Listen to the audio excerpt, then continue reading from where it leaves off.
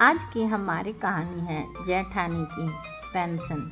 बिमला अपने परिवार के साथ काफ़ी खुश थी और खुश होती भी क्यों नहीं। आखिर बिमला के बड़े बेटे राजेश ने अपने पिता के बाद अपना घर इतने अच्छे से जो संभाला था, ऐसे ही एक दिन राजेश शाम को अपने घर आता है और कुछ समय बाद सभी एक साथ बैठते हैं। सब एक साथ बैठकर बातें कर रहे थे। अगर बिमला के घर में कोई नहीं था तो वो था उसका छोटा बेटा। अपने छोटे भाई को घर में ना देखकर राजेश अपनी पत्नी मालती से कहता है, मालती, विनय कहाँ गया? कहीं दिखाई नहीं दे रहा। पता नहीं राजेश, विनय कहाँ गया? सुबह से ही गायब है। उसको फ़ोन भी कर रही हूँ लेकिन फ़ोन भी नहीं उठा रहा है। माँ, विनय आपको कुछ बता कर गया है क्या? अरे नहीं बेटा, विनय ने तो मुझे कुछ नहीं बताया। नहीं, वह ऐसी कौन सी संगति में पड़ गया है जो घर से पूरा पूरा दिन गायब रहता है। मुझे तो उसकी बड़ी चिंता होती है। अपनी माँ और पत्नी की बात सुनकर राजेश गुस्से में आ जाता है और वह लगातार विनय को फ़ोन पर फ़ोन करता है। वह फ़ोन कर ही रहा था तभी विनय एक लड़की के साथ शादी के जोड़े में अपने घर आता है। विनय को इस तरह शादी के जोड़े में एक लड़की के साथ देखकर मालती, राजेश और बिमला तीनों ही हैरान हो जाते हैं। यह क्या देख रहा हूँ मैं? तू शादी के जोड़े में? ये लड़की कौन है? भैया, मैं इससे प्यार करता था। इसका नाम नेहा है। आप लोग शादी के लिए नहीं मानते, इसलिए हम दोनों ने शादी कर ली। क्या? शादी कर ली? अरे तुम्हारा दिमाग तो खराब नहीं हो गया? तुम्हारी उम्र क्या है? अभी अभी तो तुम कॉलेज में पढ़ाई कर रहे हो और अभी शादी कर ली।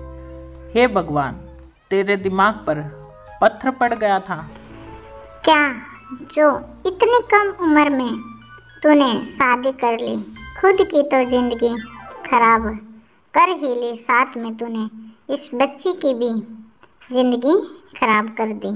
नहीं नहीं मम्मी जी, मेरी ज़िंदगी खराब नहीं हुई, बल्कि मेरी ज़िंदगी तो संवर जाएगी आप लोगों के घर में आकर। नेहा की बात सुनकर अब सब चुप हो जाते हैं, लेकिन अब भी सब गुस्से में, कोई उनको अंदर नहीं आने दे रहा था। लेकिन मालती अपनी देवरानी का गृह प्रवेश करवाकर उसे घर में ले आती है और सभी को समझाती है। मम्मी जी, विनय और नेहा दोनों ही छोटे हैं। उन्होंने बचपन में एक दूसरे से शादी कर ली, लेकिन हम तो समझदार हैं ना। हम जानते हैं शादी ब्याह जिम्मेदारी है, इसलिए हमें उनका सपोर्ट करना चाहिए ताकि वह आने वाले समय में गलत कदम ना उठा ले। मालती की बात से अब सभी सहमत होते हैं और उसकी बात मान जाते हैं और ना चाहते हुए भी अब सबको विनय और नेहा को माफ़ करना पड़ता है। बिमला नेहा को अपनी बहू के रूप में स्वीकार कर लेती है। ऐसे ही एक दिन सभी बैठे होते हैं, तभी वहाँ मालती का बेटा अमन आता है। मम्मी पापा, स्कूल की फीस भरने का समय आ गया है, आज सर बोल रहे थे। बेटा, तू अपने स्कूल की फीस की चिंता क्यों करता है? मैं हूँ ना, कल तेरे स्कूल की फीस जमा हो जाएगी। जा। राजेश की बात सुनकर अमन वहाँ से चला जाता है। अगले दिन जैसे ही अमन की फीस भरकर राजेश घर की ओर लौट रहा था, तभी उसका एक्सीडेंट हो जाता है और मौके पर ही उसकी मौत हो जाती है। राजेश की मौत का सदमा मालती बर्दाश्त नहीं कर पाती। समय गुजरता है और समय के साथ मालती के घर के हालात भी बद से बदतर होते जा रहे थे। भाभी, कब तक आप इस तरह उदास बैठी रहेंगी? जरा अमन की तरफ देखो, उसे आपकी ज़रूरत है भाभी, और उसके साथ साथ हमें भी आपकी ज़रूरत है। विनय की बातें सुनकर मालती अपने आंसू पोंछती है। तुम सही कह रहे हो विनय, मेरे घर को मेरी ज़रूरत है। घर के जैसे हालात हैं उन्हें देखकर मैं सोच रहा हूँ कि मैं भी कहीं ऑफिस ज्वाइन कर लूँ। अरे देवर जी, यह कैसी बात कर रहे हो तुम? अभी तो तुम्हारी पढ़ाई भी पूरी नहीं हुई है और इसी बीच पढ़ाई छोड़कर नौकरी करोगे? नहीं। तो फिर ठीक है भाभी जी, आप नहीं चाहती ना मैं पढ़ाई ना छोड़ूं, तो ठीक है, मैं पढ़ाई नहीं छोड़ूंगा, मैं अपनी पढ़ाई पूरी करूंगा। विनय अपनी बात खत्म करके वहाँ से चला जाता है। राजेश की मौत के बाद घर की सारी जिम्मेदारियाँ मालती के ऊपर आ जाती हैं। मालती का घर अब उसकी पेंशन से चलने लगा था। समय गुजरता है, पर समय के साथ मालती की पेंशन कम पड़ती जाती है, क्योंकि विनय, नेहा और घर के बाकी लोग फालतू के खर्चे शुरू कर देते हैं। ऐसे ही एक दिन मालती अपने कमरे में बैठकर अपनी आई हुई पेंशन गिन रही थी। तभी वहाँ नेहा आती है और अपनी जेठानी से कहती है, दीदी, मैं क्या कह रही थी कि घर में काफ़ी समय से कुछ अच्छा नहीं बना है, क्यों ना आज शाही पनीर बना ले? वैसे भी विनय का शाही पनीर खाने का बहुत मन है। नेहा की बात सुनकर मालती पैसों की तरफ देखती है। नेहा, आज रहने देते हैं, पैसे कम पड़ रहे हैं। अमन की फीस भी भरनी है और राशन भी मंगवाना है।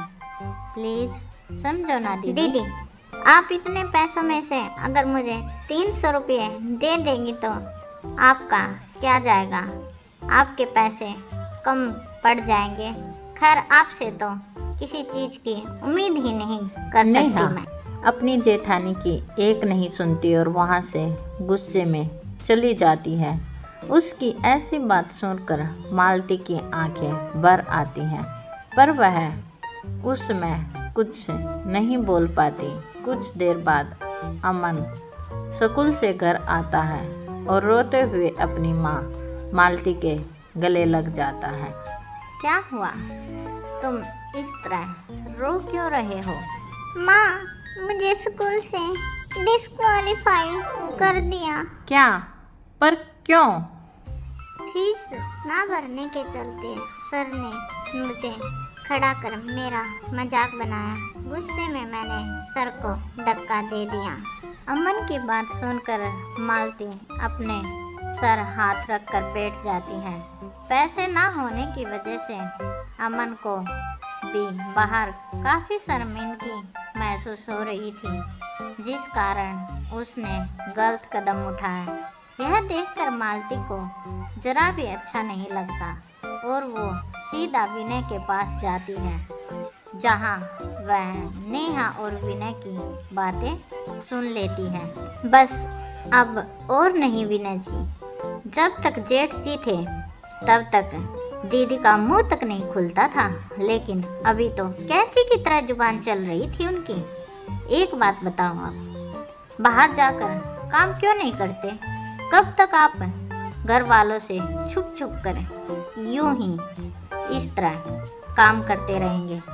अरे कभी तो आप सबको बताएंगे ना कि आप ही काम कर रहे हैं। अरे भगवान, धीरे बोलो ना नेहा, दीवारों के भी कान होते हैं।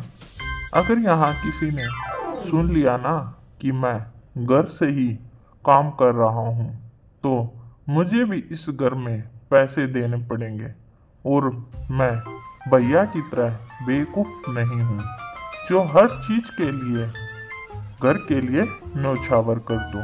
अरे मेरी भी कुछ जिम्मेदारी है, जैसे तुम और माँ, वो मुझे निभानी है। विनय की बात सुनकर मालती को एक धक्का लगता है और वह उन सब चीज़ों को याद करती है जो राजेश और उसने मिलकर विनय के लिए की थी। विनय की बात सुनकर मालती अपने कमरे में आ जाती है और राहुल की फोटो लेकर फूट फूट कर रोने लगती है। जिस विनय को मैंने अपने बेटे की तरह पाला, जिसको किसी चीज़ की कमी नहीं छोड़ी, आज वो मुझे और मेरे बेटे को ही देखना पसंद नहीं कर रहा। मालती रोते हुए खुद से बात कर रही थी, तभी वहाँ अमन आ जाता है और अपनी माँ को इस तरह रोता देखकर वह अपनी माँ से रोने का कारण पूछता है।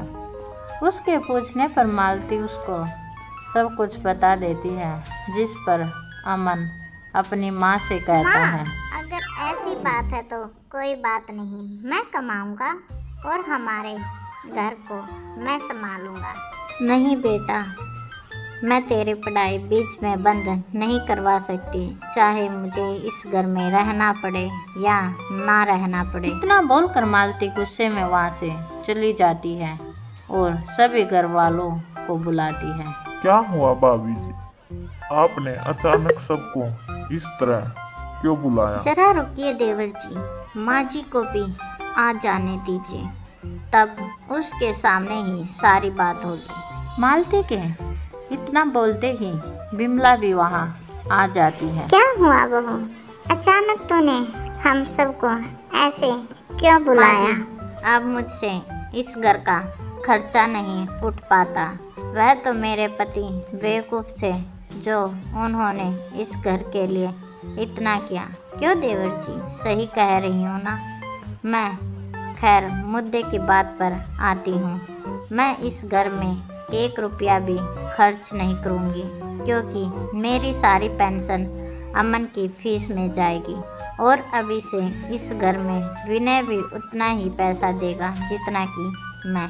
भाभी, आप क्या कह रही हैं? मैं तो कमाता भी नहीं, कहाँ से पैसे दूंगा? देवर जी, मुझे आपका सच पता चल चुका है, इसलिए ज़्यादा भोले बनने का नाटक मत कीजिए देवर जी। इतना बोलकर मालती बिमला को सारी बात बता देती है। यह सुनकर बिमला को भी बहुत बुरा लगता है, पर वह करती भी तो क्या। मालती की बात सुनकर नेहा गुस्से में कहती है, हाँ तो अगर यह घर से काम कर रहे हैं तो इसमें खराबी क्या है?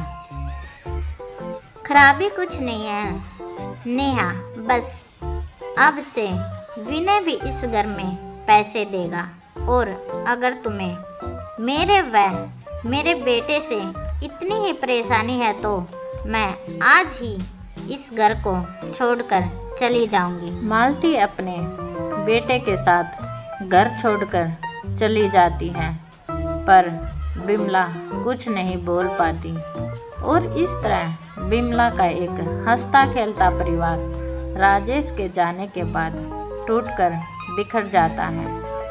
अगर आज की कहानी अच्छी लगे तो दोस्तों के साथ साझा करें और चैनल को सब्सक्राइब करें। धन्यवाद।